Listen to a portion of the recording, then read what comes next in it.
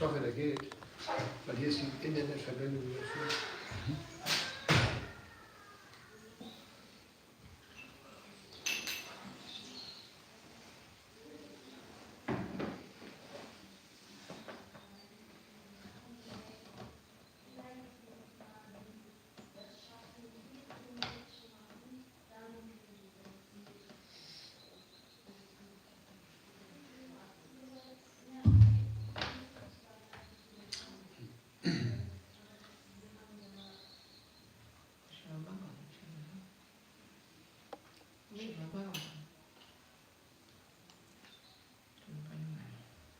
Welcher Text war das?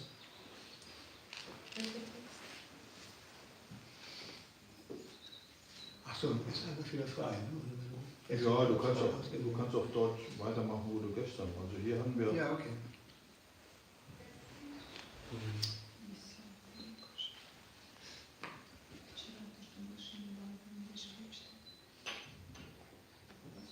Ah, es geht. Super. Which verse, Maharaj? First canto, chapter 2.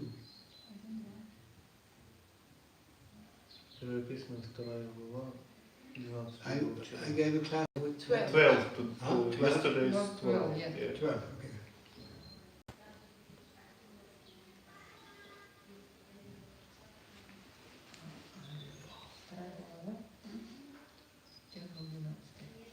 Okay, so 1, 2, 13. Yes, Maharaj. Okay. Om Namo Bhagavate Vasudevaya. Om Namo Bhagavate Vasudevaya. Om Namo Bhagavate Vasudevaya. Om Namo Bhagavate Vasudevaya. Om Namo Bhagavate Vasudevaya. Om Namo Bhagavate Vasudevaya. Ata Kumbir Dvija Shrishta. Atha Kumbhir Dvija Shrestha. Vanashrama Vibhagashaha. Varnashrama Vibhagasaha. Sanustitasya Dharmasya. Swanusthitasya dharmasya. Samsiddhi Haritoshanam. Samsiddhir haritoshanam. Atha Kumbir Dvija Shrishta. Atha Kumbhir Dvija Shrestha. Vanashrama Vibhagashaha. Varnashrama Vibhagashaha. Sanustitasya Dharmasya. Swanusthitasya dharmasya. Samsiddhi Haritoshanam. Samsiddhir haritoshanam. Ata Pumbiyat Vijashreshta. Atha Kumbhir Dvija Shrestha. Vanashrama Vibhagashaha. Varnashrama Vibhagasaha. Swanustitasya Dharmasya. Swanusthitasya dharmasya. Samsiddhi Haritoshanam. Samsiddhir haritoshanam. Atha Pumbhir Dvija Shrestha. Varnashrama Vibhagasaha. Swanusthitasya dharmasya.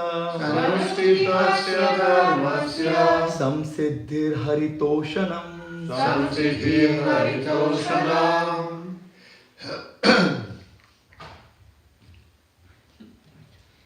Atha Pumbhir Dvija Shrestha. Atha Pumbhir Dvija Shrestha. Varnashrama Vibhagashaha. Varnashrama Vibhagasaha. Svanusthitasya dharmasya. Swanusthitasya dharmasya. Samsiddhir haritoshanam. Samsiddhir haritoshanam.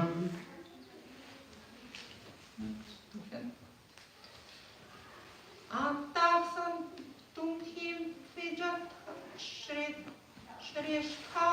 Atha Pumbhir Dvija Shrestha. Varnashrama Vibhagashaha. Varnashrama Vibhagasaha. Svanusthitasya dharmasya. Swanusthitasya dharmasya. Samsiddhir haritoshanam. Samsiddhir haritoshanam. Ata. Atha. So. So. Pumbhi. Pumbhi. No. Ata. Ata. So. So. Pumbhi. Pumbhi. By the human being. By the human being. Dvijashashta. Dvijashreshtha. O best amongst the twice born. O best among the twice born. Varnashrama. Varnashrama. The institution of 4 castes and 4 orders of life.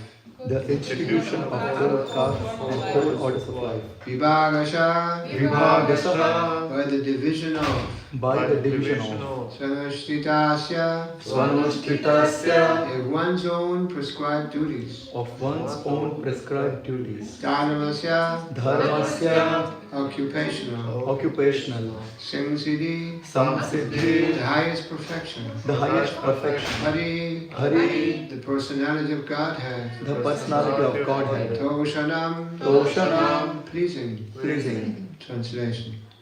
O best among the twice born, it is therefore concluded that the highest perfection one can achieve by discharging the duties prescribed for one's own occupation according to caste divisions and orders of life is to please the personality of Godhead.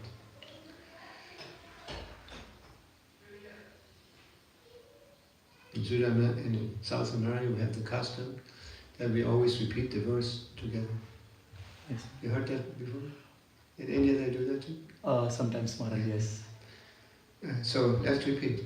O best O best among the twice born. born. No, I say and then you repeat. Okay. O best among the twice born. O best among the twice born. It is therefore concluded It is therefore concluded that the highest perfection that the highest perfection one can achieve one can achieve by discharging the duties prescribed by discharging the duties prescribed for one's own occupation for one's own occupation according to caste divisions and orders of life. according to caste divisions and orders of life. Is the pleasure of the personality of Godhead. It's the pleasure of the Personality of Godhead. Godhead. Purport. Human society all over the world is divided into 4 castes and 4 orders of life. The 4 castes are the intelligent caste. The 4 castes are the intelligent class, the martial caste, the productive caste, and the laborer caste. These castes are classified in terms of one's work and qualification, and not by birth. Then again, there are 4 orders of life, namely the student life, the householder life, the retired, and the devotional life. In the best interest of human society, there must be such divisions of life. Otherwise, no social institution can grow in a healthy state.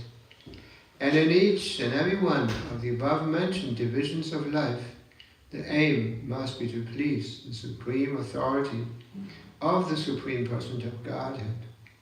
This institutional function of human society is known as a system of Varnashrama Dharma, which is quite natural for the civilized life. The Varnashrama institution is constructed to enable one to realize the absolute truth. It is not for artificial domination or one division over other. When the aim of life, how do you say I.e.? What is that? That is. That is, okay. When the aim of life, that is, realization of the absolute truth, is missed by too much attachment for indriya priti or sense gratification, as already discussed herein before, the institution of the Varnashrama is utilized by selfish men to pose an artificial predominance over the weaker section. In the Kali Yuga, or in the age of quarrel, this artificial predominance is already current, but the saner section of the people know it well that the divisions of castes and orders of life are meant for smooth social intercourse and high thinking self-realization, and not for any other purpose. Herein, the statement of Bhagavatam is that the highest aim of life, or the highest perfection of the institution of Varnashrama Dharma, is to cooperate jointly for the satisfaction of the Supreme Lord. This is also confirmed in Bhagavad Gita 4.13. Anybody knows 4.13? No? Is that Bhagavad Gita somebody? Yeah. Just a minute, I guess I can. Chaturavanyamaya Shistam Gunakarma Vibhashaham Tasya Kartaramapimam Vidya Kartaramavayam. Yes. And the translation? According to the three modes of material nature and the work associated with them, the four divisions of human society are created by me. And although I am the creator of this system, you should know that I am yet the non-doer, being unchangeable. No, that means Krishna is transcendental to all this.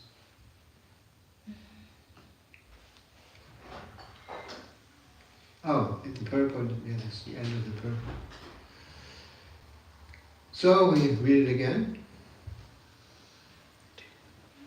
Atapum hirtimicha shishtha vanashama vibhagashaha anashtitasya dhanumasya samsiddhi haritoshanam.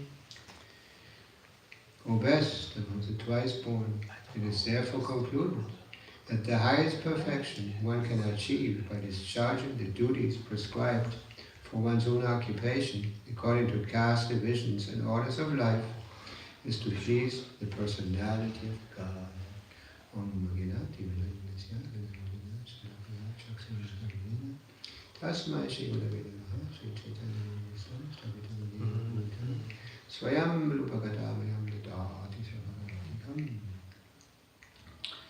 So this is a very important statement, actually. Bhagavan is saying, in other words, in the purport, that unless this Varnashama Dharma is established, it's just animal life. Simple as that. Because actually this system is meant to gradually elevate the conditioned soul in the material world. And become more and more conscious. Yes, and the caste system is very much decried in the West as a system of repression. And in India also, in practical terms, because the leaders are not well versed or very nicely educated, they just can't understand the real purpose of it. And here it is very nicely explained. The purpose of all this is to please the Supreme Person of Godhead. Without pleasing the Supreme Person of Godhead, we're just wasting our time. Our time, especially the time in the human form of life, is very, very special, very valuable. It's very valuable. Like Chanakya Pandit said, one loses just one moment, and one cannot recuperate. And you cannot pay it with money just to get it back. When the time is lost, it's just lost. Because actually everything in the material part of the creation is under the dominance of kala, of time. We cannot exclude ourselves from the influence of time.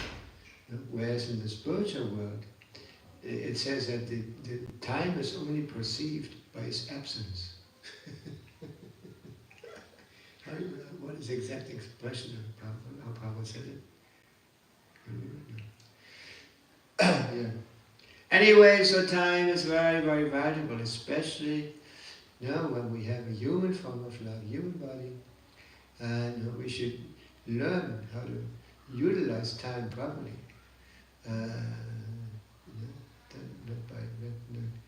Like Rupa Goswami mentioned in one verse in the Nectar of Instruction, there's certain things that waste our time and we become degraded in human form of life. And one is that also is prajalpa. Just speaking all kinds of nonsense, not related to Krishna, not related to devotional service. And these kind of activities just drag us down, and we lose our this golden opportunity to actually learn how to please Krishna. So we should learn how to speak about Krishna. This is all about the Bhagavatam. It's highly advanced, realized person speaking. Just like we mentioned yesterday, the whole process of devotional service is described as beginning with Shravanam. Shravanam, just hearing. And not hearing from anybody, but hearing from devotees. Those who have realizations about that knowledge that they're presenting. The more advanced one is, more potent his words are, and simple. And Prabhupada said, as long as people do not speak, it's very difficult to know who they are. And Prabhupada said one might be dressed very nicely in suit and tie and in Valentin. Wie sagt man das in Deutsch? Ein kleiner Koffer. Briefcase? Yeah, briefcase, yeah. And a briefcase and a very nicely paint, everything. Gel. Yeah. And as soon as one opens their mouth and says something, oh no, tie. And you can realize how foolish people are, just by hearing them. Whereas when a devotee speaks, everything a devotee speaks has meaning. That's actually one of there's this verse, Tat Vikanatam Sagurumim Abhigachet, Samipani Shrutiyam Brahmanishtam, describing this spiritual master. And it says that he has realized Vedic knowledge. And not only realized, he has, how you say, come to the, he knows the conclusions of Vedic knowledge. And then it says, and he practices it. It's not just somebody who taken part in the course and learns something and then leaves and goes away and does leads his own life. But actually somebody who's actually teaching by his example. Acharya. Somebody who teaches by his own life, by his own example. There's another verse, it says, Pravitimcha, Vitimcha, Chanana Vidurasuna, Nasochana, Visacharo, Nasatyanteshu, Vidyati. It says a different, the demons. Pravitimcha, Nivitimcha. They don't know what to do and what not to do. Nasocham. Nasocham means that they're not clean. Nasocham, Pravitim Chani, Chacharo, Achara, they have no proper behavior. How is it? Proper behavior. And then Nasocham Satyam, and they don't know the truth. They have no idea what real knowledge is. What are the facts? This is actually from the 16th chapter, demonic and divine nature. I see. I'm not really used to speak English anymore. Anyway, so the point is, no, we have to take advantage, and in order to in order to know all this, we have to be taught that. There should be teachers. There should be people who give us this knowledge. And unfortunately, you don't learn anything in any school or any university. You don't know anything. They don't teach you anything about Varnashramadam. Aunque, no, Bhagavatam says it's utmost important. Has a very important meaning. That we actually become, we become conscious of things, become conscious of Krishna. And what does education or cultivation actually mean? That we are able to retake our constitutional position as eternal servants of Krishna. And it's the highest perfection. Sometimes people think that when they see us, or when hear us chanting on the street. This is completely off. This is like a kind of illusion they're in.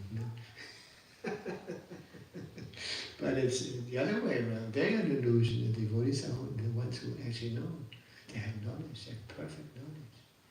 And that's why Prabhupada emphasized so much that this knowledge is distributed everywhere.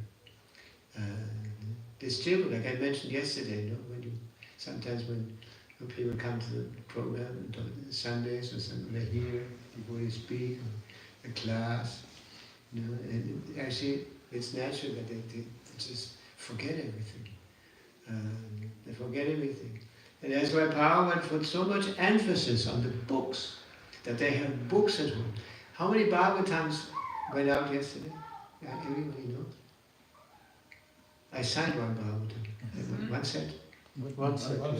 One set? One complete. One complete. Not two? No. There was a boy here who also came with a box. Was it the same box that I gave to the girl? Maybe two. Yeah? Maybe two. Anyway. I was not there. Yeah. I remember when Prabhupada heard about Ratha Yatra or big festivals and mass and everything, Prabhupada used to always ask, and how many books went out?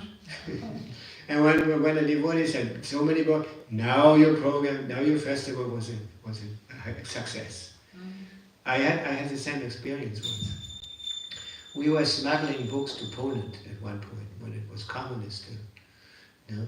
And then there was a whole scene, like we came to the border, the Polish border, and actually we left DDR to go to Poland.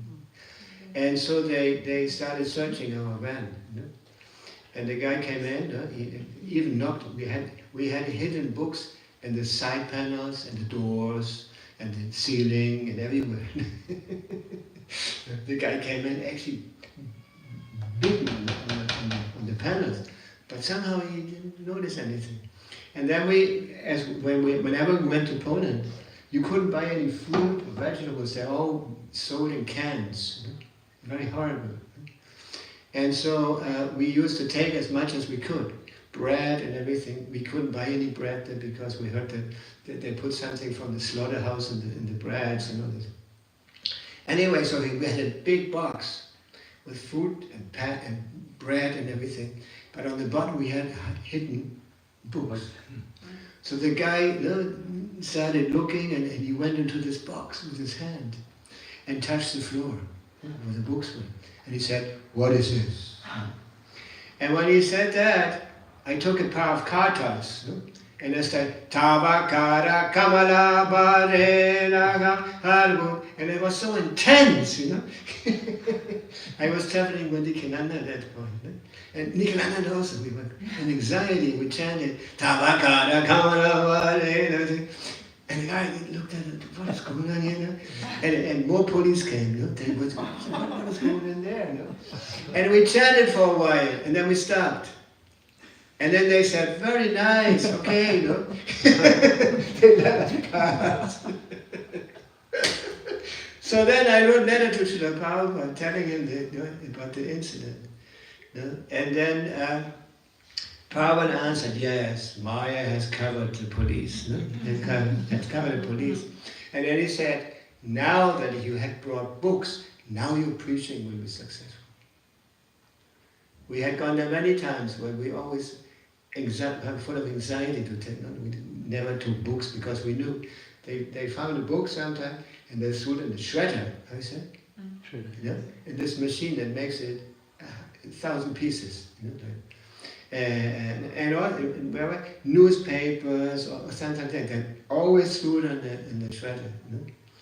And one reason they put it in the shredder also was so the police wouldn't take it. Anyway, so then Prabhupada answered, he said in the letter, "Now that you have brought the books, now your preaching will be successful." And later we heard that in those countries when some book appeared, they copied it, even by hand, and distributed the books. Because they couldn't print there, because it was so controlled, so suppressed everything. Yeah. And even when they caught you distributing these kind of books, they gave a lot of trouble. And, yeah, I remember when we went to India, one of the first times we went to India in 70 something, and we brought these little Russian books. We went on the way to India, and the cheapest flights were always the Russian airline. Airline? Aeroflot? Aeroflot, Aeroflot, right. You know, and then we went into the bathrooms and everyone and put the books there, little, small books. Yeah. And when we watched what happened to, sometimes we started watching what happened to these books. And the cleaner people, they found out, look it, and took it with them. Yeah. We did the same thing once in Helsinki, in Finland. We were distributing books there, and we had also Russian books. And we went to the port, I said, Hafen, and we started throwing Russian books into these, how you say that? Letter boxes? Yeah, how you say the windows. The windows. Yeah, little windows, and throw them in, and we ran. Yeah, anyway, so Power would emphasize so much the book distribution. Yeah, and actually Power said, if you want to please me, distribute the books. Yeah. So if we actually want to please our spiritual master, please Srila Prabhupada, please Bhaktisiddhanta, please the whole disciplic succession, we do that. Yeah. They all emphasize the importance of books. Yeah. Just like starting with Srila Vyasadeva, he compiled books. That was his great contribution. He wrote down. Yeah. And in this way, this knowledge was conserved. In former times, in Kali Yuga, one of the deficiencies is that smriti, the memory becomes diminished more and more. That's a very nice verse. Tatashthanodinam dharma socham sham. It says there, in the age of Kali, the following qualities are diminished by time. And it says, every day, as day pass, these qualities become more and more diminished. And the first quality, Tatashthanodinam dharma, the first quality mentioned is religion, becoming diminished. That is like ayu balam smriti. Ayu means longevity. How is it? Longevity in English? Age. Yeah, I say the Lifespan. Life duration. Lebensdauer. Life duration. Yeah, lifespan becomes diminished. Ayu balam, physical strength, smriti, and the memories become diminished. Right. Before this was not the case. We heard that in the Gurukulas, where students were learning from their guru. They were just here once, and they never forgot. Yeah. This was real memory. Just like it says also Bhaktisiddhanta Saraswati had that quality also. He could remember all, and look at Prabhupada. It's amazing what Prabhupada knew. When he writes, it's always interwoven verses and reference to the Vedas and all that. It's incredible. No? The quantity of Vedic texts that Prabhupada knew by memory. Yeah. Isn't it? Yeah. Yeah. No? If one starts reading the books of Srila, it's amazing what Prabhupada knew. And he didn't say, he never said, maybe, I think so, maybe not. No? Yeah? He's always presenting Shastra. Yeah? And that's it, as it is. Yeah? And that is real knowledge. Everything else is just useless stuff. Just like science, also, modern material science. They conclude something, and then it passes the time, and they have to, how you say, contradict. How you say? Contradict, or add something, and then they have to introduce something new they discovered. And this kind of knowledge doesn't have any actual value. So this is this is the real fortune. Like I mentioned the other day. What was it? No. Yeah, they mentioned that the Srimad Bhagavatam, is a ripened fruit of the tree of Vedic knowledge. The most important. Mahapurana. It's the best Purana amongst the 18 Puranas. Yeah, there's Puranas meant for people in the mode of ignorance, for people in the mode of passion, and the mode of good. And this is completely transcendental. Bhagavatam is completely transcendental. And it's necessary to actually understand reality. And what does reality mean? How everything is connected with Krishna. Sambandha Gyan. Sambandha, that means relationship. And in the ultimate issue, everything is, this kind of sambandha means how everything is related to Krishna. This is really sambandha. Sambandha Gyan. Can only be understood in the light of Krishna. Now Krishna gives us the light to see things properly. And he's the only person who can do that. Just like when you buy a machine, like this one. Somebody gave this to me on Vyasa Puja. Here in Germany, actually. And and he asked, together with that machine, I got a manual. I could have been speculating, and wasting time and maybe breaking it even by inexperience. But a manual came along with it. The same way the Vedas or Bhagavad Gita or Bhagavatam are like the manuals of the creation. And who produces a manual? Not some speculator. But actually, when they give you this, the person or the company who produces these machines give the manual because they know. They know perfectly how this machine works and how to save time, not waste time speculating about it. Yeah? So Krishna gave us his manual. I'll give you the example. Just when you see some painting, for example, some exhibition of paintings, and especially this modern, they used to call it modern art, abstract, isn't it? Just colors and lines, that kind of thing. And people would sit there and speculate, well, look at the blue, it has a meaning, and the red, and this line also is perfectly there. But when the painter comes and tells you, look, some paint fell on this screen, and I arranged it, I added something else, so now it's a painting. That is perfect knowledge. The creator, the artist. Krishna is the greatest artist. It's so incredibly creative. Every plant, everything is so incredibly beautiful, isn't it?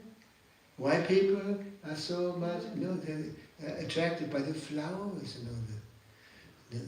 And here you have a very limited quantity of flowers here in Germany. Especially those flowers who grow here, it's very limited. Whereas when you go to the rainforest and all those places, wow, it's incredible. You never see these in any flower shops or like that. And not only the flowers, the birds, the insects, everything is so beautifully created. Prabhupada says in the Bhagavatam somewhere that the birds are the manifestation of the artistic sense of Krishna, of the Creator, the birds. Here you don't have many birds. But we go to the countries where there's more heat, it's hotter. There's so many incredible birds. And that's why they get them from there and put them in the Käfig. Like we have in Köln, something happened. Because there's a lot of parrots in Köln. You remember that? Yeah. No? We have an apple tree in the back of the little, it's a block, Yeah. and in the middle of the houses, there's a park kind of, and there's an apple tree. And in winter, all the parrots come and eat the apples because nobody picks the apples. They prefer to pay something in the soup, buy some apples in the supermarket. And the parrots all come. And they're very beautiful parrots, isn't it? Yes. The way they fly and everything. And I read an article some time back. It said that where do the parrots come from? They escape from the zoo. They escape from the zoo. And somehow it's incredible how they survive in winter there also. Even though these actually birds who come from countries with much more heat, much more sun and all this. So Krishna is the creator of all these wonderful things. Yeah.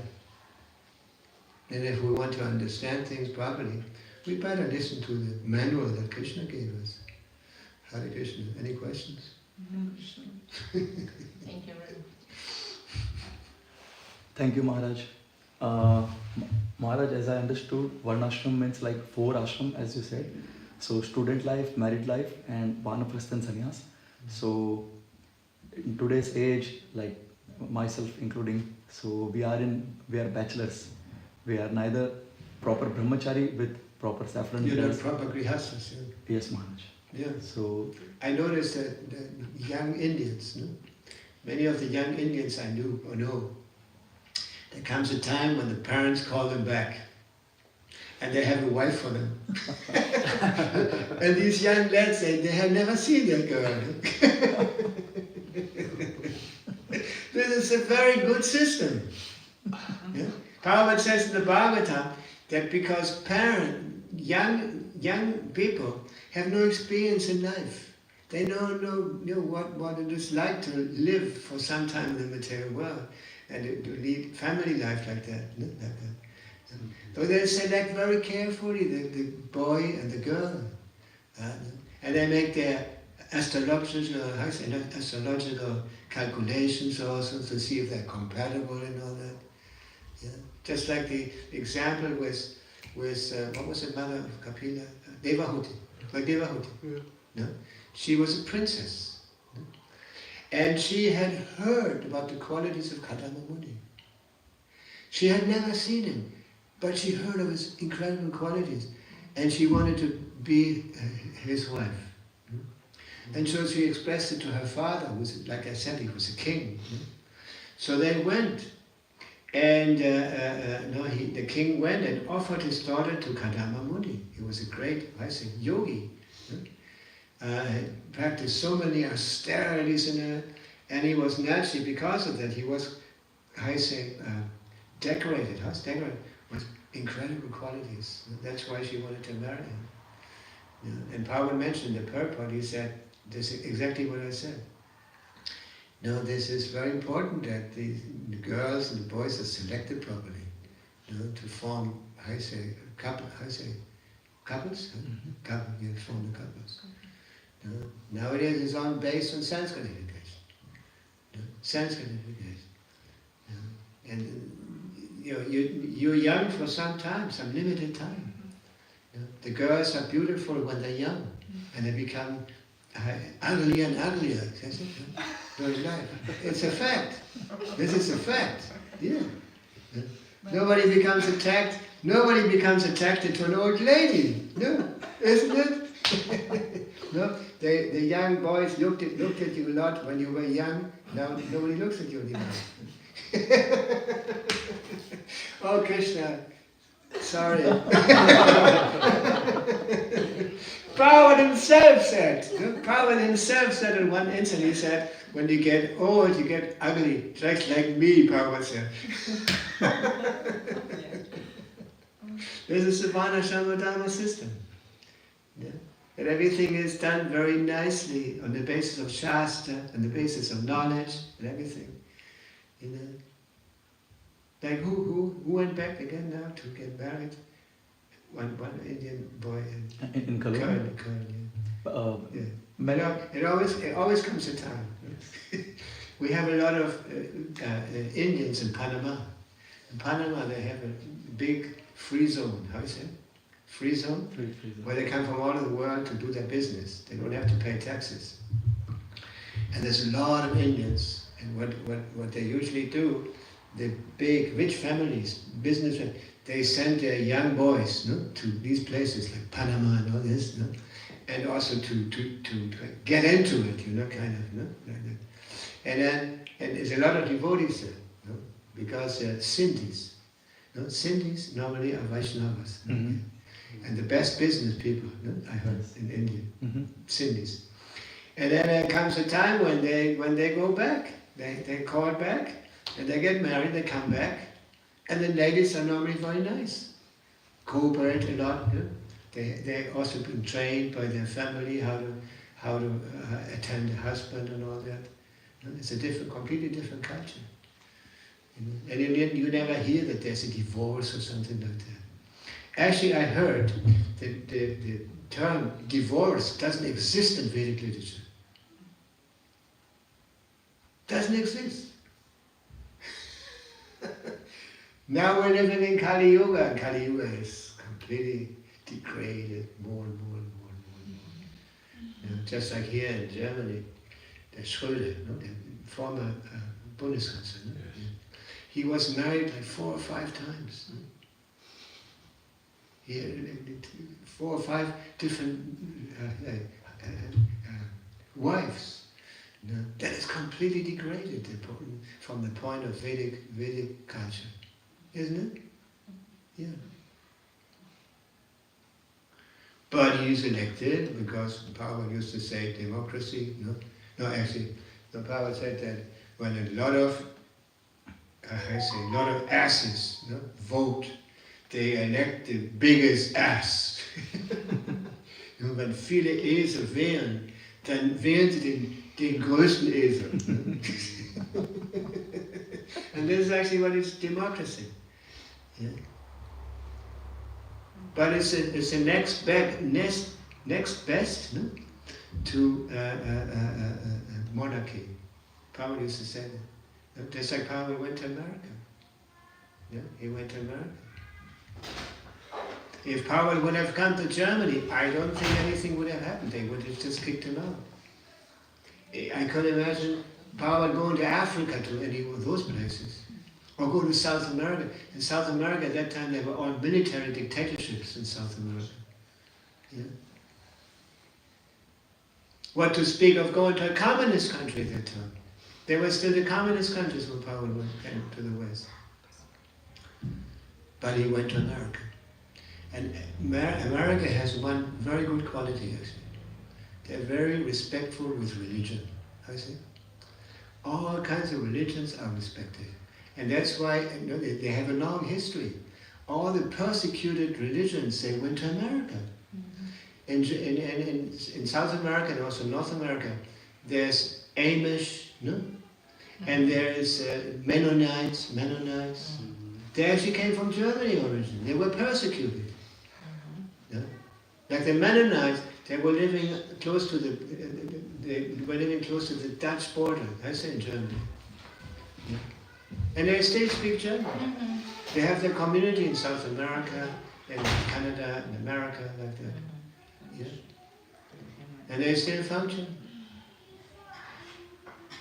Yeah. And they all went to, and Pavel wrote a letter. He wrote an open letter to the American nation, thanking America for giving him the opportunity to start his movement over there. Yeah, you heard about that letter? Yeah, there's a letter.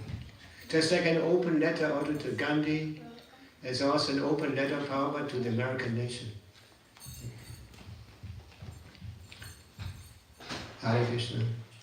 Any comments or questions? Yes, Maharaj, could I ask After I asked you a question, you had a question. Yes, Maharaj. It's What answered. was the question? I was asking Maharaj the importance of following Varnashram in my own personal life. So Yeah. it Yeah, answered. try. Yes, Maharaj. And Pawan introduced it also. Pawan had actually thought that he would be able to form his disciples like this. Like brahmacharis, grihastha, vanaprastha is something new now in ISKCON. Mm-hmm. There's a lot of vanaprasthas now. Yeah, and there's a certain ceremony also. They tinge their dhotis, saffron. Yeah, I know some. We have vanaprasthas. We see in the beginning we were all young people. Yeah, the only older people were Srila Prabhupada.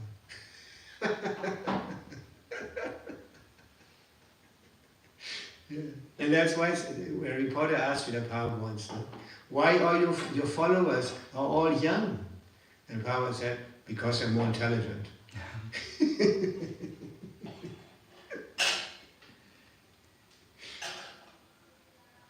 Yes. And Prabhupada even said, I could only comply 50% of my mission. The other 50% was the Varnashrama Dharma. So Prabhupada actually plans. But there was a lot of difficulty forming us like first of all normal people, no? Having us to live our lives in the mode of goodness at least. No, there's like the four principles, like no meat eating, no intoxication, no illicit sex, and no gambling. Are actually not spiritual. They're material principles to help us to establish ourselves in the mode of goodness. Yeah? When we stop executing sinful activities, this is a mode of goodness. Yeah? And these four are the basis, basis? Foundation. Basis. Mm-hmm. You know, of sinful life. And we cannot advance in spiritual life unless we lead a pious life. We establish ourselves in the mode of goodness. Yeah. Thank you, Maharaj. And you notice, or maybe you follow these rules all your life, I don't know. I started following after I met ISKCON devotees. Yeah. So they introduced these rules. Yeah. And you met Westerners or Indians? So foreign devotees. they are Foreign devotees. In India, but in India. Yeah. Yes. And that was also Prabhupada's plan. You know? He used psychology also. Because he was seeing that in India, especially young people, all looking to the West. They want to become Westerners like that. I met Indian students who had come here to forget this culture. Yeah? To forget about this. And there was a boy in Munich, an Indian, very intelligent, very educated. He had various titles. I said, various titles. Yeah? And then he came, then he met the devotees on the street for Ratha Yatra. And he couldn't believe it. What? No? And you're crazy, you're copying India? No, but somehow or other he kind of kept contact with the devotees. He went to the temple and all that. And after a while he became a devotee. And he was born in the district of Mathura, where there's also Vrindavan, UP, Uttar Pradesh. And so when he was young, his parents were very pious. They always took him to Vrindavan and Parikram and all that. And he hated that. He didn't want to go anymore. That's why he went to the West. And then after a while, he became a devotee. He went to India, invited his parents of Parikram to Vrindavan, and took them on a tour in Vrindavan, explaining things, introducing the devotees to them. And they couldn't believe it. He went to the West, and he became a better Hindu than us. He wanted to become a mlecha, but actually became a better Hindu than them. And that's why sometimes, like in Köln, I noticed that also. Sometimes, when the young Indians become accustomed to come to the temple and all that, and maybe start chanting even or something like that, sometimes their parents come to invite them to see what they add, kind of.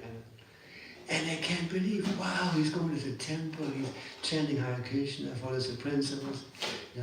And then they come to us and say, thank you so much for protecting our sons. Isn't it? Yes. Your parents also commented something like that? Yes, man. Here, see? You saw them as a devotee, right? You went back to India as a devotee already. Yes. Yeah, see? When I was small, Maharaj, my mother used to force me to read Bhagavad Gita, but now she's surprised that I do it myself. So Yeah. See? This was Prabhupada's trick. That he would convert some Westerners to devotees, and the young people in India would be surprised. What? Because they used to copy everything from the West, and Prabhupada was expecting they would also copy this. And now ISKCON in India is tremendous, isn't it? Tremendous.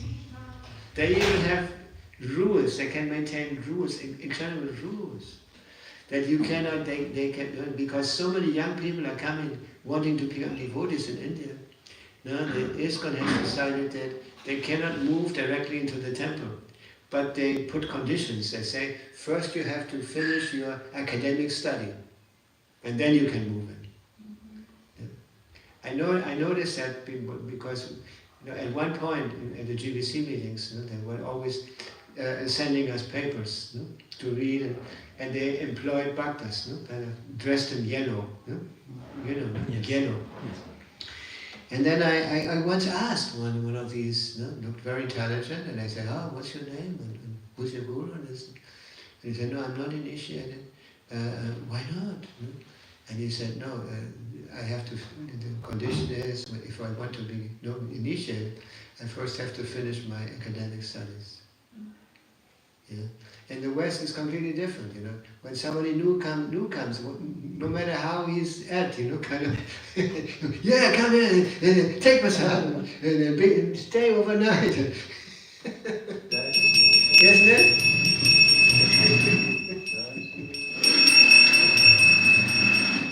Just like here, rarely any new devotees are coming. In Köln, well, there's always some new bhaktas. But in other places, it's more and more difficult that young people join. But in India, so many, like I remember that last time I was there, in Mayapur, and they organized the parikrams. And, well, the biggest quantity were Indians, young Indians. They had a separate tour, because there's so many.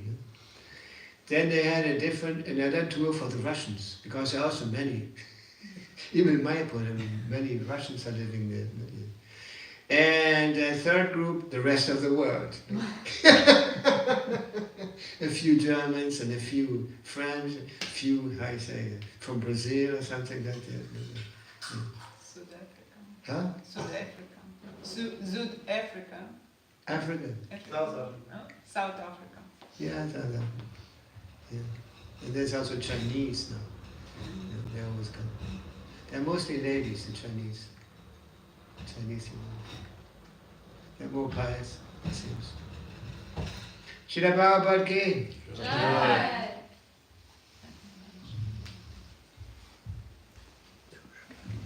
Bhakti Bhushan Swami ki Jai. Srila Prabhupada ki Jai.